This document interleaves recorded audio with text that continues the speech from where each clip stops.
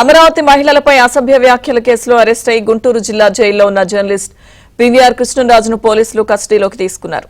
3 రోజుల పాటు కృష్ణరాజును పోలీస్ కస్టడీకి ఇస్తూ మంగళగిరి న్యాయస్థానం ఇప్పటికే ఆదేశాలు జారీ చేసింది.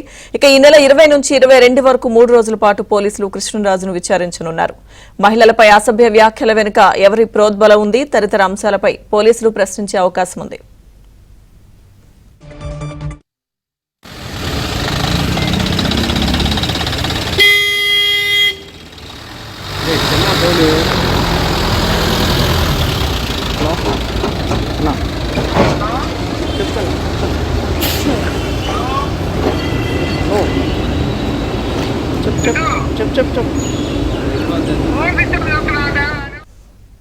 జర్నలిస్ట్ కృష్ణరాజు పోలీస్ కస్టడీకి సంబంధించిన పూర్తి అప్డేట్స్ మా ప్రతినిధి సాంబశివరావు లైవ్ లో అందిస్తారు.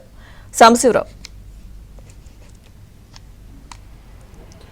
లక్ష్మీధర్ గారు ఏపీ రాజధాని అమరావతి పైన అమరావతి మహిళల పైన సాక్షి ఛానల్ డిబేట్లో కించపరిచే విధంగా వ్యాఖ్యలు చేసిన జర్నలిస్టుగా ఉన్న కృష్ణంరాజును తుళ్లూరు పోలీసులు కస్టడీకి తీసుకున్నారు. ఇప్పటికీ దీనిపై కూడా తుళ్లూరు పోలీస్ స్టేషన్లో ఖమ్మంపాడు శిరీష ఇచ్చిన ఫిర్యాదు మేరకు కేసు నమోదు చేసి సాక్షి యాంకర్ కొమ్మినేని శ్రీనివాస్తో పాటు కృష్ణంరాజును ఇద్దరిని కూడా అరెస్ట్ చేశారు. అయితే కొమ్మినేని శ్రీనివాస్కి సుప్రీంకోర్టులో బెయిల్ మంజూరు చేసిన నేపథ్యంలో కృష్ణంరాజు ప్రస్తుతం గుంటూరు జిల్లా జైల్లో రిమాండ్ ఖైదీగా ఉన్నారు. ఆయన్నే కస్టడీ విచారణ కోరుతూ కూడా తుళ్లూరు పోలీసులు మంగళగిరి కోర్టులో పిటిషన్ దాఖలు చేయగా 3 రోజుల పాటు కస్టడీ విచారణకు అనుమతి ఇచ్చారు.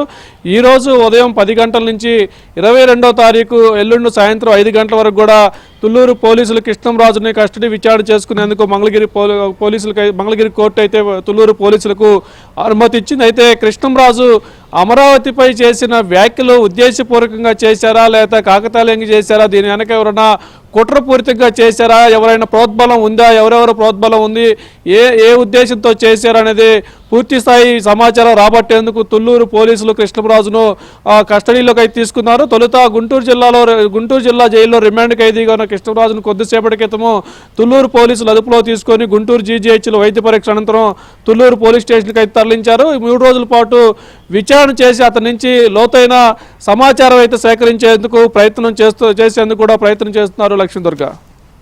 Okay, thank you Sambasivarao.